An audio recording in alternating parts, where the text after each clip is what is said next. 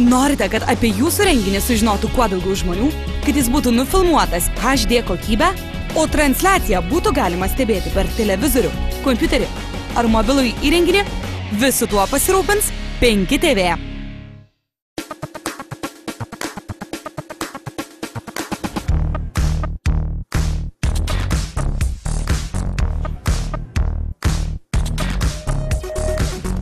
Sveiki gyvi, džiaugsmai mano. Su jumis laida apie informacinės technologijas ir ne tik IT+. Šiandien mes nagrinėjame amžiną kaip pasaulis, gal kelerių pastarųjų metų temą, kuri operacinė sistema mūsų išmaniesiems telefonams yra pati geriausia.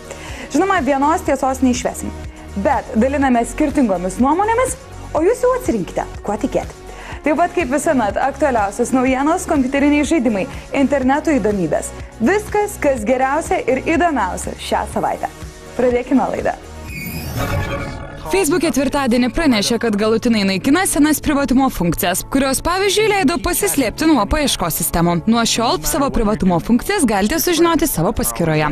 Taivanio bendrovė HTC pristatė naują išmanųjį telefoną HTC One Max. Padidinta šių metų flagmano HTC One versija 5,9 colio ekranu ne tik perims visas pagrindinės HTC One techninės charakteristikas bei funkcinės galimybės, bet ir mokės nuskaityti pirštų antspaudus. Be to, jame bus naujausia vartotojo sąsajos HTC Sense 5.5 versija. Šio telefono pristatymu HTC užpildė One serijos spektrą. Norintiems paprastesnio varianto siūlomos HTC One Mini, HTC One papildomai pristatinėti nebereikia, o dabar bus galima rinktis ir didesnę One versiją. HTC One Max ekranas bus 1080p HD raiškos. Be to, telefone yra Qualcomm Snapdragon 604 branduolių, veikiančių 1,7 GHz dažnių procesorius. Naujojo įrenginio ekraną užrakinti ir atrakinti bus galima pridėjus pirštą. Telefono nugarėlėje įrengtas antspaudų skaitytuvas taip pat leis vienu prisilietimu paleisti iki 3 mėgstamiausių programėlių. Kiekvieną jų tereikės pritaikyti po skirtingą pirštą.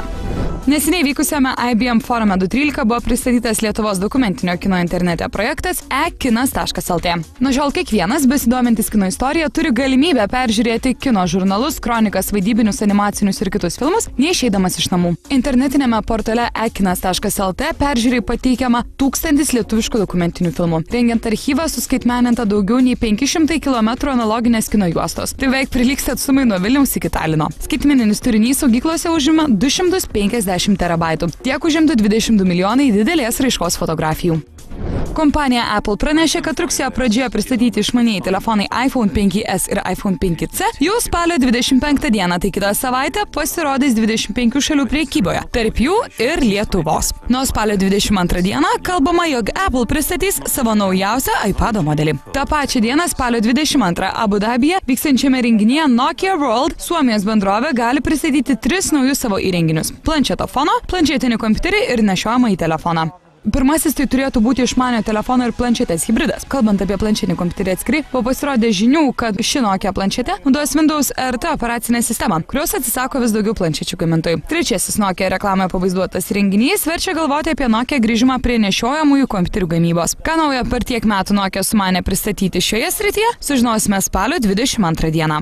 Korporacijos Google tarnybų naudojamos sąlygos ir vėl pasikeitė. Dabar paieškos gigantas gali naudoti vartotojų vardus ir fotografijas tam tikrose reklaminiuose skelbimuose. Tai gali įvykti tik tuo met, kai vartotojas paspaudė +1 kompanijos ar prekinio ženklo puslapyje, kurį galima rasti Google tarnybų svetainėse. Tokiu būdu, jei socialinio tinklo Google Plus vartotojas paspaudžia +1, pavyzdžiui, kompanijai McDonald's, Google gali panaudoti to vartotojo vardą ir fotografiją būsimos reklaminės kampanijos medžiagoje, jei ją užsisakys kompanija McDonald's. Reklamą galės matyti tik tie žmonės, kurie matė tos kompanijos arba prekinio ženklo puslapį. Nors į šią Google reklamos schemą įtraukti visi suaugę Google Plus socialinio tinklo vartotojai, norintiems nedalyvauti šioje programoje, taip pat suteikta galimybė to atsisakyti. Tam reikalui savo paskyroje reikės išjungti opciją Shared Endorsement.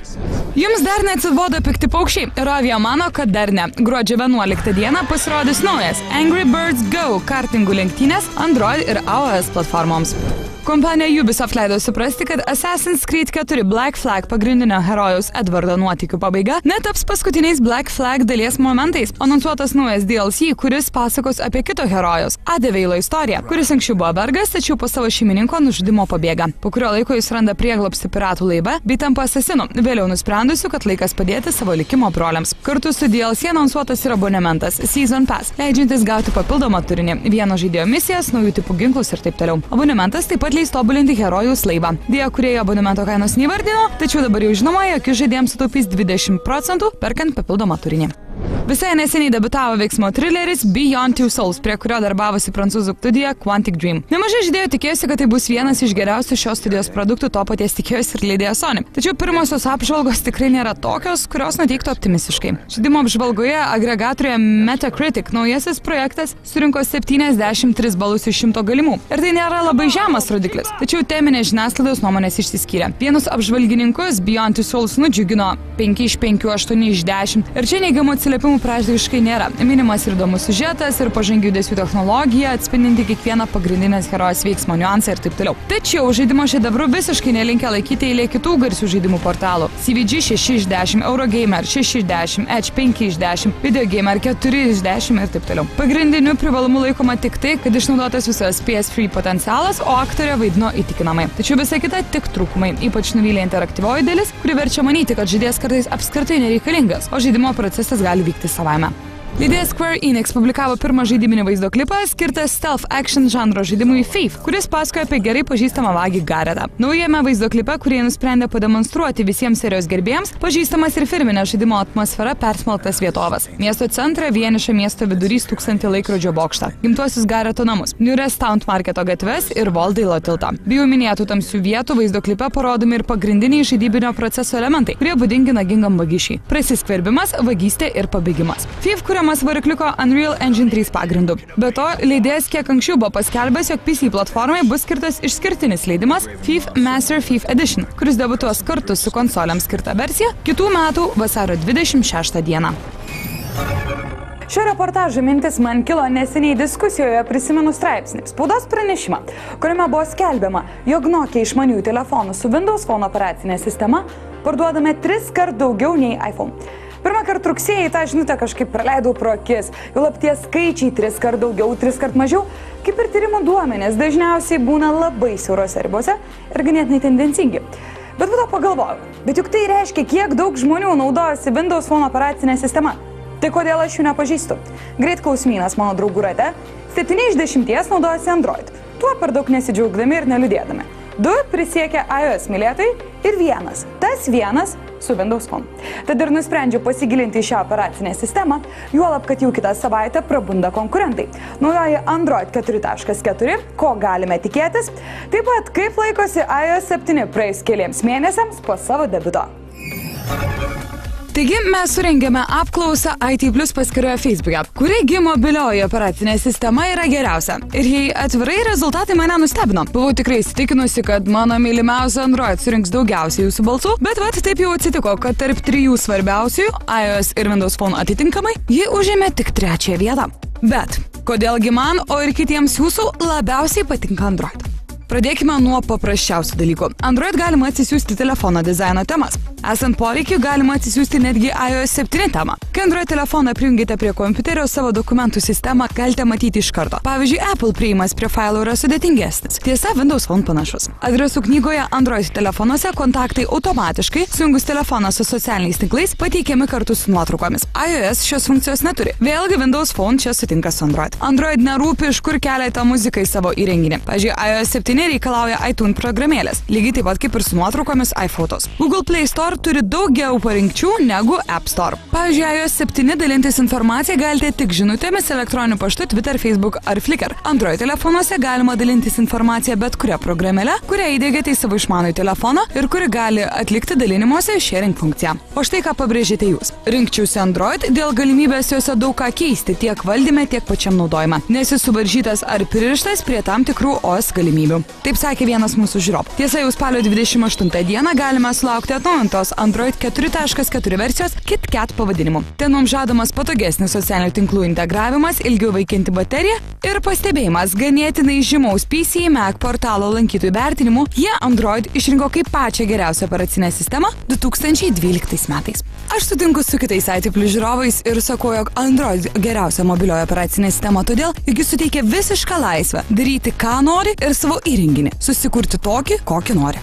iOS mūsų balsavimą užėmė antrą vietą. Dauguma jūsų sakė, kad iOS yra elementariai paprasta ir lengvai suprantama operacinė sistema. Birželį pristatyta iOS 7 pasižymėjo galybę naujų dalykų. Sistemoje atnaujinta įrenginio atrakinimo funkcijos išvaizda, o perslenkant darbastalio langus matoma šioks toks paralakso efektas, kuomet fonas persislenka lėčiau už priekinėme plane esančius objektus. Tiesa, pastaroji gražybė Android sistemos vartotojų nebestebina jau keletą metų, čia jeigu ką. Kiek svarbiau yra tai, kad vartotojų sukurtose direktorijose dabar telpa ne 12 ar 16 objektų, o 100 jų. Taip pat padidintas ekrano valdymo funkcionalumas, patobulinta didinimo ir mažinimo funkcija, atsirado vaizdo pakreipimo galimybė. Taip pat pasikeitė ir kelių programų naudojimo vienu metu funkcija. Tiesa, panašu, kad kaip ir paralakso atveju, tai buvo bandymas pasivyti kitas mobiliasias operacinės sistemas. Taigi ateityje Apple įrenginių vartotojai dukart paspaudę Home mygtuką išvys naują ekraną, kuriame bus rikiuotos sumažintos paleistų programų piktogramos. Smarkiai pasikeitė pranešimo apie įvykius centro Notification Center išvaizda ir funkcionalumas. Daugelis tų funkcijų jau matytos kitose operacinėse sistemose. Pranešimų apie įvykius rodymas užakintame ekrane arba sinchronizavimas tarp skirtingų įrenginių, kad pranešimą apie vieną įvykį perskaičius tokiu būdu būtų pažymėtas visose to paties šeimininko įrenginiuose.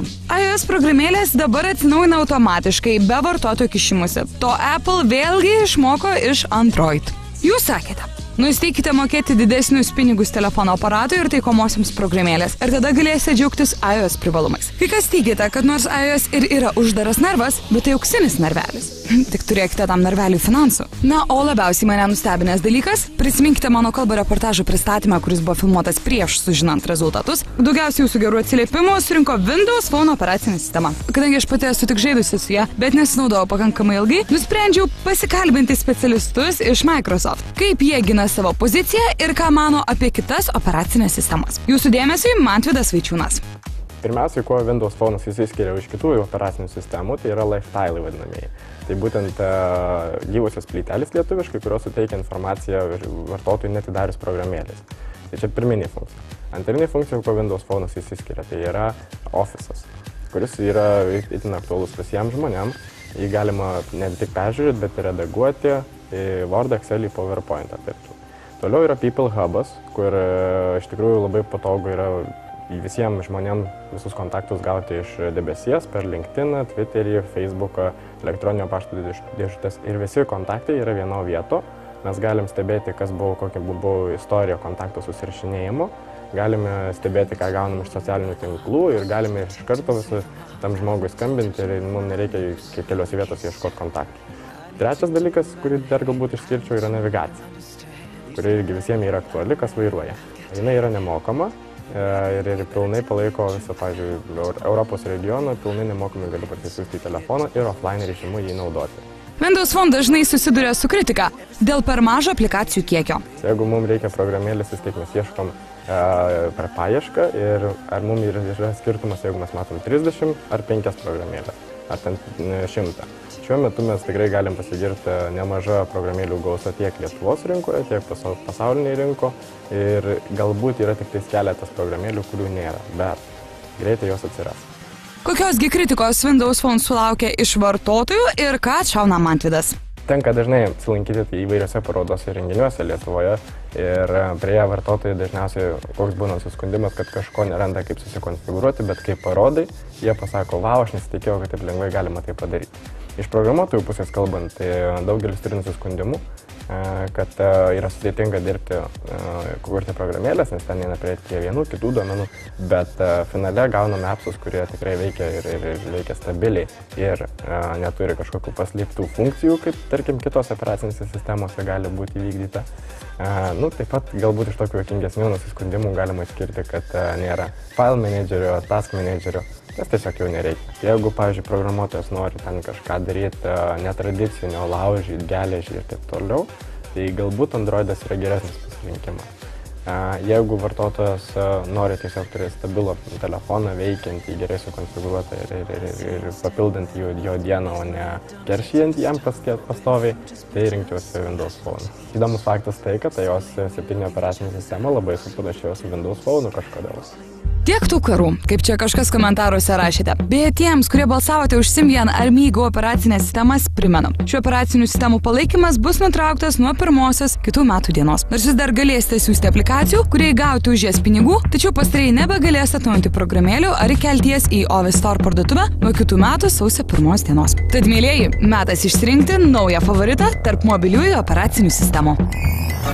Na, o dabar kaip visuomet metas internetų įdomybėms. Šiandien jūsų dėmesį į roboto rašomi laiškai, elektronizuotas grožio pasaulis, netikėtos iliuzijos ir tolimosios Japonijos savotiški išmaniųjų sprendimai. Pasižiūrėkite. Kompanijos Disney Research specialistai sukūrė technologiją, kuri suteiks galimybę vartotojams pajusti sensoriniuose ekranuose atvaizduojamo daikto struktūrą. Visą tai pasiekiama panaudojant nedidelės vibracijas, o tai ir leidžia žmogui pajusti prisilietimą prie medžiagos. Pastaroji technologija leidžia atlikti didžiulį šuolį sensorinio ekranų tobulinimo srityje, o taip pat padidina jutiminio ryšio lygį. Tai yra leidžia pajusti trimatį daiktą, dirbant su dvimačiu ekranu. Priklausomai nuo rodomo vaizdo keičiasi ekranui paduodama įtampa ir generuojamos vibracijos lygis, kuri ir leidžia žmogaus smegenims suprasti, kad liečiamas būtent tūrinis daiktas. Technologija veikia tiek su statiniais vaizdais, tiek su filmuota medžiaga.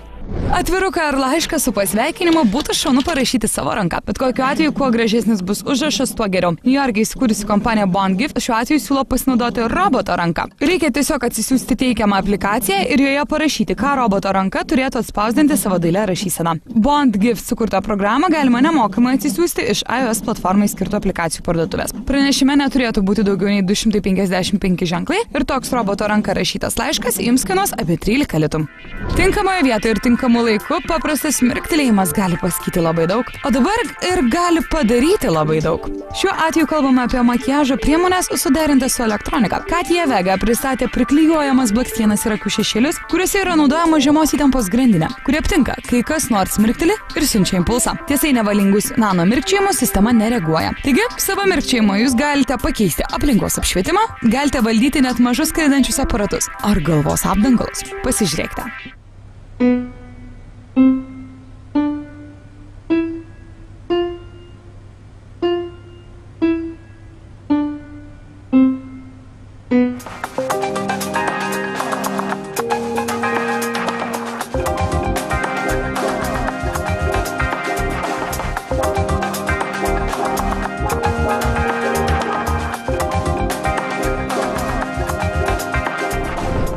Mėgstu smagias reklamas. Jūsų dėmesiui Never Hide Films kompanijos reklama Ray-Ban akiniams. Pati idėja – pasižiūrėkite į viską naujų kampų. Žinoma, su naujais firminiais sakiniais. Ir nustebkite. Tas naujas kampas atrodo tikrai neblogai. Bent vieną sykį ši reklama ir mane prigavo.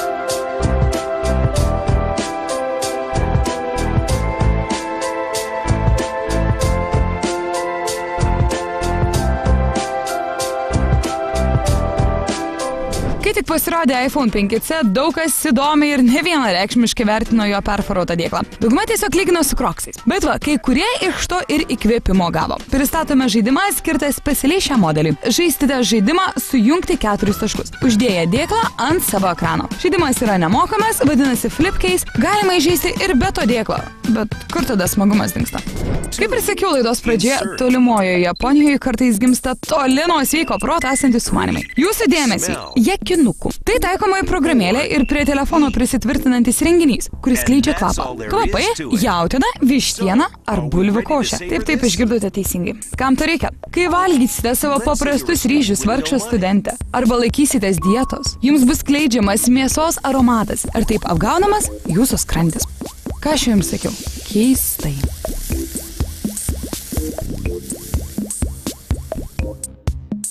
All you need is some white rice and your stomach will feel satisfied.